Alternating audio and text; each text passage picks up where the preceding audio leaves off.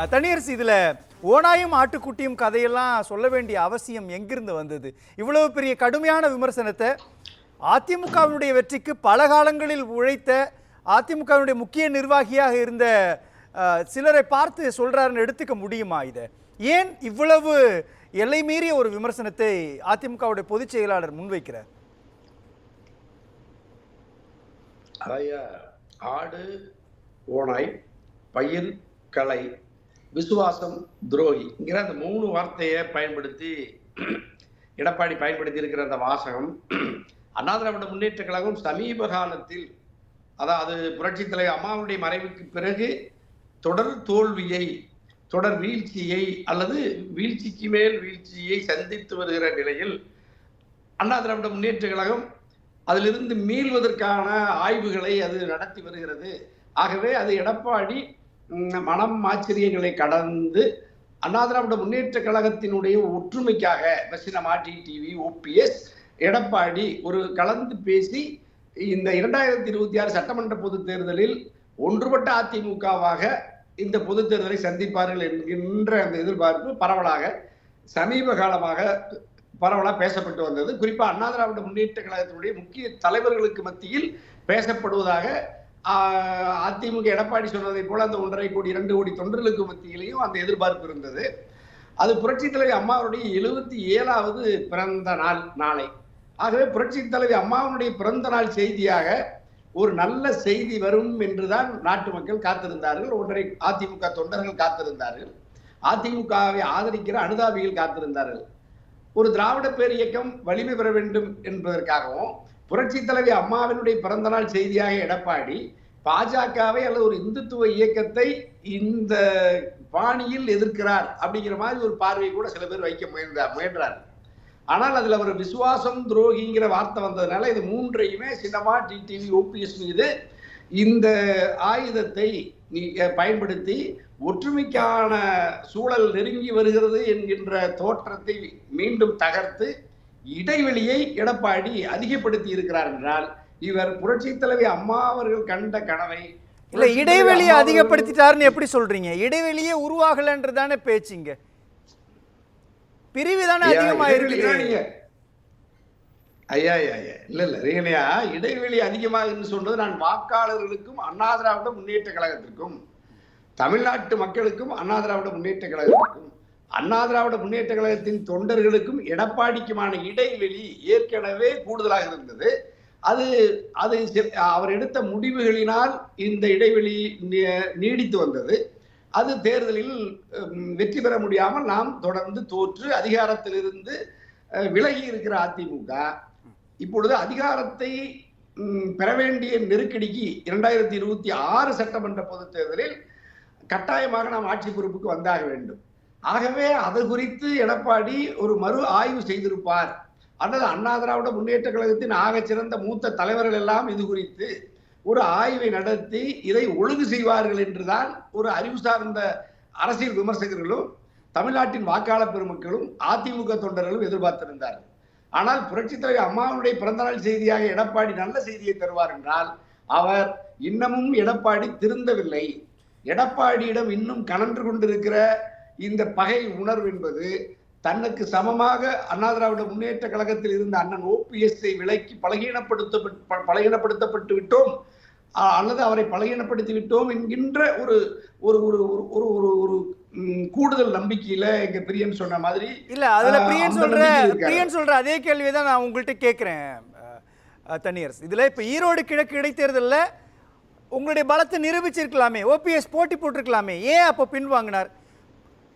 சசிகலா துணிந்து ஒரு எதிர் அரசியல் எடுக்கலாம் இல்லையா?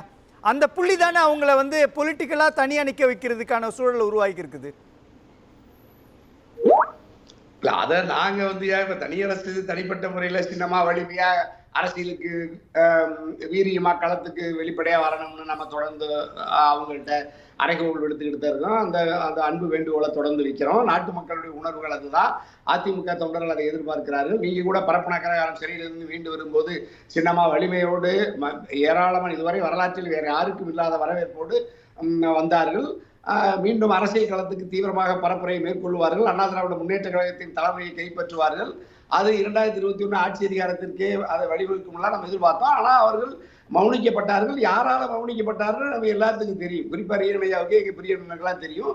அது முழுக்க முழுக்க பாஜகவினுடைய இந்த அரசியல் அதிகார மையம், பாஜகவிடம் இந்திய நாட்டின் அரசியல் அதிகார மையம் வந்த பிறகு இந்தியாவில் வேறு எந்த அரசியல் கட்சிகளும் அரசியல் ஆளுமைகளும் சுயமாக இயங்க முடியாத அளவுக்கு பல கட்டுப்பாடுகளையும் பல நெருக்கடிகளையும் அதிகாரத்தை துஷ்பிரயோகம் செய்து கட்டுப்படுத்துறாங்க. அந்த கட்டுப்பாட்டில் சின்னம்மா அவர்களால் சுதந்திரமாக விரும்பியபடி அண்ணா திராவிட முன்னேற்ற கழகத்தின் தலைமையை கட்டுப்படுத்தவோ கைப்பற்றவோ கைப்பற்றப்பட்ட தலைமையின் வழியாக மக்களின் ஆதரவோடு ஆட்சிக்கு வருவதையோ பாஜக விரும்பவில்லை என்பதனால் அவர் அமைதியா இருந்தாங்க. அது மாதிரி இப்ப இபிஎஸ் ஓபிஎஸ் இணைந்து ஆட்சியை நடத்த வேண்டும் என்று பாஜக விரும்பியது. அந்த ஆட்சியை அவர்கள் அதைத்தான் சொல்றாரா அதிமுகவுடைய பொதுச் செயலாளர் எடப்பாடி கே பழனிசாமி? அதுதான் சொல்றாரா துரோகிகள் அப்படின்று, அல்லது ஓநாய்கள்னு இன்னொரு கட்சிகிட்ட கொடுத்துருவாங்க அப்படின்றது? இந்த விமர்சனங்கள்லாம் அதனுடைய பின்னணியில் தான் இருக்குதா?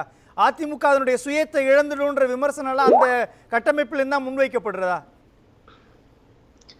ஐயா, அதாவது புரட்சி தலைவர் அம்மா அவர்கள் மோடியா நேடியா என்று கேட்டு உயிரை தந்து 2026 சட்டமன்ற பொது தேர்தலில் தனித்து வெற்றி பெற்று அதிகாரத்தை ஆட்சியை உருவாக்கி தந்து விட்டு போனார்கள்.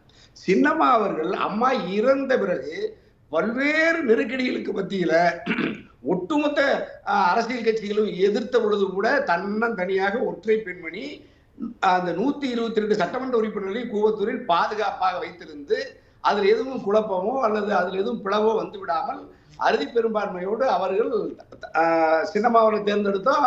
பாஜக திட்டமிட்டு சிறைக்கு அனுப்பியது. சின்னம்மா அவர்கள் வெளியேறிய பிறகு அவர் சிறைக்கு போகிற பொழுது சிந்தாமல் சிதறாமல் இந்த அரசாங்கத்தை எடப்பாடியிடம் ஒப்படைத்து சென்றார். அப்ப எடப்பாடி நம்பி துரோகம் செய்தது யாருன்னு சொல்றீங்க நீங்க? அப்போ துரோகம் செய்தது யாருதான்? இதுல யாருக்கு ஊரறிந்தது? இப்ப கைப்புண்ணுக்கு கண்ணாடி எதுக்கு? அவங்க எடப்பாடி தான் பச்சை துரோகத்தை சின்னம்மா அவர்கள் ஆட்சி அதிகாரத்தை எந்த நம்பிக்கையோடு கையெழுத்து சென்றார்களோ அந்த நம்பிக்கைக்கு புறம்பாக என்ன நம்பிக்கையில கொடுத்துட்டு போனாங்க தனியரசு? எந்த நம்பிக்கையில கொடுத்தாரு? அண்ணா திராவிட முன்னேற்ற கழகத்தை தனித்து தன் தலைமையில் இந்த அரசாங்கத்தை கட்சியை வழிநடத்துவார்.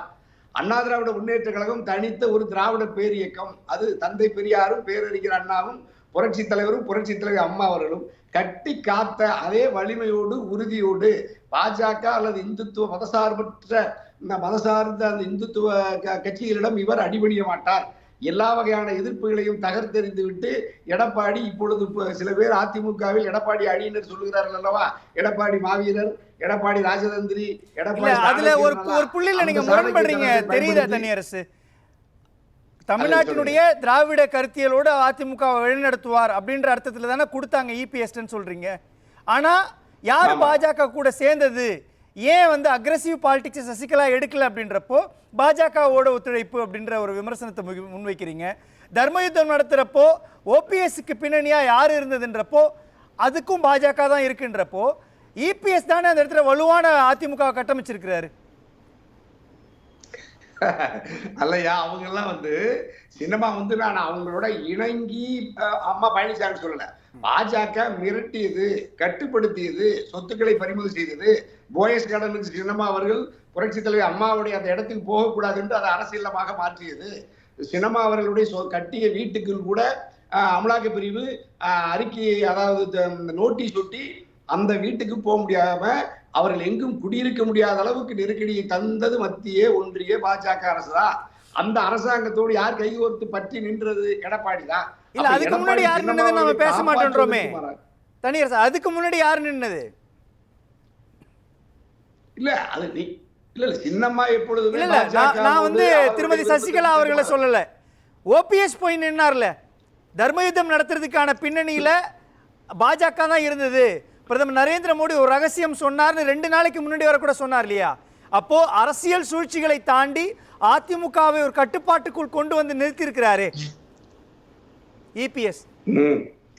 அல்லையா, இப்ப நான் பார்க்கிறேன். அதாவது அண்ணன் ஓபிஎஸ் முதலமைச்சர் அரியணையிலிருந்து தம்மை விலக்கி விட்டார்கள் என்று பாஜகவின் கருத்தை கேட்டுக்கொண்டு அண்ணன் ஆடிட்டர் குருமூர்த்தி அண்ணனுடைய ஆலோசனைப்படி தர்மயுத்தத்தை நடத்தினார். ஆனால் சின்னம்மா அவர்களும் டிடிவியும் எடப்பாடியும் நாங்க எல்லாரும் ஒட்டுமொத்த கட்சியும் சட்டமன்ற உறுப்பினர்களும் நாடாளுமன்ற உறுப்பினர்களும் சின்னம்மா பாஜகவின் கட்டுப்பாட்டுக்கு போகாமல் பாஜகவை எதிர்த்து அப்பொழுது இருந்த எதிர்க்கட்சியாக இருந்த திராவிட முன்னேற்ற கழகத்தை எதிர்த்து எல்லா வகையான சூழ்ச்சிகளையும் சதி வலைகளை அறுத்தறிந்து விட்டு எடப்பாடி தான் இந்த கட்சியை வீரியத்தோடு துரோகத்துக்கு அடிபணியாமல் பாஜகவின் பாசிசத்துக்கு சர்வாதிகாரத்துக்கு அடிபணியாமல் ஒரு மாவீரன் போரிட்டு இந்த கட்சியை மீட்பார், ஆட்சியை வழிநடத்துவார் என்றுதான சின்னமா ஒப்படைச்சிட்டு போனாங்க. அதுதானே அவர் செஞ்சிருக்கிறாரு. ஓபிஎஸோட கரம் பற்றி கொண்டு ரெண்டு நிகழ்வுகளை சொல்றேன். இல்ல தனியரசு, உங்களுக்கு தெரியாத அரசியல் புள்ளி தெரியாது, உங்களுக்கு தெரிந்த அளவுக்கு அரசியல் நுட்பங்கள் எங்களுக்கு தெரியாது. நான் ரெண்டு நிகழ்வுகள். தர்ம யுத்தத்தை நடத்துறப்போ ஓபிஎஸ் யார் பக்கம் நின்னார்? ஒன்று, அதிமுக ஆட்சி கவிழணும் அப்படின்றதுக்கான நம்பிக்கையில்லா தீர்மானத்தை சட்டமன்றத்தில் கொண்டு வந்து அதிமுகவுக்கு எதிராக யார் வாக்களிச்சா? ரெண்டு நிகழ்வுக்கு பின்னாடி யார் இருந்தாங்கன்னு சொல்லுங்க. இபிஎஸ் துரோகம் செஞ்சாரா இல்லையான்றது விளக்கமா புரிஞ்சிடும். இல்லையா, இபிஎஸ் கூட நாங்க எங்களுக்கு 11 சீட் எங்களுக்கு ஓபிஎஸ் அண்ணனே தேவையில்லை எங்களுக்கு. இல்ல அதுதான் பிரச்சனை. 11 இல்ல அதுதான் பிரச்சனை. தனியரசு, தர்மயுத்தம் நடத்துறது எதுக்காக? தர்மயுத்தம் நடத்துனது எதுக்காக? ரெண்டு, நம்பிக்கையில்லா தீர்மானத்தை டிடிவி தினகரன் தானே கொண்டு வந்தாரு, அவருடைய அணியினர் தானே கொண்டு வந்தாங்க. அது எடப்பாடி பிஜேபியோட போனதுனால தானே கொண்டு வந்தோம். இப்ப நாங்க டிடிவியோ நாங்க இல்ல அப்பெல்லாம் கூட்டணியில இல்ல தனியரசு. அப்படின்னு நாங்க எடப்பாடி வீழ்த்துறோம். இப்ப எடப்பாடி வீழ்த்த வேண்டிய அவசியம் அதுதான் தெரியலன்ற, அதுதான் ஒரு ரகசியமா இருக்குது. நீங்க சொல்ற மாதிரி அந்த நம்பிக்கையில்லா தீர்மானம் நிறைவேற்றப்படுற பொழுது பாஜகவும் அதிமுகவும் அபிஷியலான கூட்டணிக்குள்ள இல்ல, திரைமறைவில் இருந்தாங்க. அப்ப யார் பின்னாடி நின்னாங்க? அப்ப ஓபிஎஸ் பின்னாடி தானே நின்னாங்கன்னு சொல்றாரு. அதத்தான் அதனால அவங்க என்ன சொன்னாங்கன்னா, முதல்ல ஓபிஎஸ் தான் பாஜக கையில் எடுத்து கழகத்தை துவக்குகிறது. கையில் எடுத்து கழகத்தை துவக்கிய பொழுதும் கூட எடப்பாடியையோ அல்லது சின்னமா டிடிவி எங்களுடைய ஒற்றுமையை எங்களுடைய அரசை கவிழ்க்க முடியல. அப்ப நீங்க அது கவிழ்க்க முடியாத அளவுக்கு நாங்க வலிமையா இருந்தோம். புரியுது. இப்போ அந்த சினாரியோவை பாருங்களேன். இல்ல தனியரசு, அந்த அரசியல் போக்க பாருங்களேன். அன்னைக்கு ஓபிஎஸ் தர்மயுத்தம் நடத்துறதுக்கு பாஜக தான் பின்னணியில நிக்குது. டிடிவி தினகரன் நம்பிக்கையில்லா தீர்மானம் கொண்டுட்டு வந்திருக்கிறாரு. அப்படின்றப்போ இன்னைக்கு எல்லாரும் போய் தஞ்சம் அடைஞ்சிருக்கக்கூடிய இடம் பாஜகன்றப்போ யாரு உண்மையிலேயே பாஜகவால் இயக்கப்பட்டிருக்கிறாங்கன்றது பட்டவர்தனம் ஆகுது இல்லையா? எடப்பாடி தான். இன்னைக்கு டிடிவி தினகரன் ஓபிஎஸ் தானே பாஜக பின்னாடி இருக்கிறாங்க தனியரசு. எடப்பாடியை வீழ்த்துவது ஒண்ணு இல்ல. அதாவது நாங்க பாஜகவின் கருணையோ தயவோ தேவையில்லை எங்களுக்கு. பாஜகவின் விருப்பத்தை நிறைவேற்றுகிற இடத்துக்கு அண்ணன் ஓபிஎஸ் போன பிறகு ஓபிஎஸ் ஆதரவே எங்களுக்கு தேவையில்லையே அதிமுகவுல எங்க கட்சி நடத்துறதுக்கு. ஆனால் எடப்பாடி ஒட்டுமொத்த கட்சியையும் அரசையும் கொண்டு போய் பாஜகவிடம் கரம் பற்றி கொண்டு யார் ஆட்சியை தந்தார்களோ கட்சியை தந்தார்களோ சின்னமாவை டிடிவியை வெளியேற்றி பாஜகவோடு கரம் பற்றி கொண்டு அல்லது அதற்கு முன்பாகவே பாஜகவின் கட்டுப்பாட்டுக்குள் கஸ்டடிக்கு எடுத்துட்டாங்க அண்ணன் ஓபிஎஸ்ஐ. அப்ப பாஜக ஓபிஎஸ் எடப்பாடியை இணைத்துக் கொண்டு சின்னமாவை டிடிவியை வெளியேற்றி பாஜகவை முதல்ல அதிமுகவை பலகீனப்படுத்தியதுக்கு பெரும் துணை போனது எடப்பாடி. 2021 சட்டமன்ற தேர்தலில் அதிமுக ஆட்சியை இழந்ததற்கான முக்கியமான புள்ளிகள்ல ஒண்ணு, டிடிவி தினகரன் பல இடங்கள்ல அதிமுகவுக்கு எதிரான வேட்பாளர்கள் நிறுத்தினார், அதனால் வாக்கு சிதைஞ்சது ஒரு விஷயம். ரெண்டாவது, பாஜக கூட்டணியில் இருந்தாலும் கூட எதிர்க்கட்சி அந்தஸ்து அதிமுக வாங்குது இல்லையா? அது ரொம்ப நுட்பமான இடம் இல்ல. வேற கட்சி யார் இருக்கா தமிழ்நாட்டுல? ஒண்ணு திராவிட முன்னேற்ற கழக அரசு இருக்கும், அதிமுக எதிர்கட்சியா இருக்கும். அதிமுக ஆட்சி அதிகாரத்துக்கு வந்த உடனே ஆளுங்கட்சியா மாறிடும், பிரதான ஆளுங்கட்சியா இருந்த திமுக எதிர்கட்சியா மாறிடும். அப்படி எடப்பாடி மகிழத்தை ஆட்சியை இழக்கிறார், திமுக எதிர்கட்சியா வந்துருச்சு, அவ்வளவுதான். நன்றி. அப்படி எடப்பாடி எதிர்கட்சியா வந்துதான் ஆகணும். அதே மாதிரி இப்ப நீங்க இப்ப அதிமுக எதிர்த்து டிடிவி நின்னாரு, அமமுக நின்றுச்சுன்னா இவ்வளவு நெருக்கடியை தந்த பிறகும் நாங்க அதிமுகவை எடப்பாடியை வெளில விடுவோமா? அப்ப நீங்க நாங்க டிடிவி கடுமையா அமமுக களத்துல நின்று போராடித்தான் பாஜகவின் கரம் பற்றி கொண்டு அதிமுகவை மொத்தமாக பாஜகவின் கட்டுப்பாட்டுகள் கொண்டு போய் ஒரு இந்துத்துவ இயக்கத்தின் துணை அமைப்பாக மாற்றியது எடப்பாடி.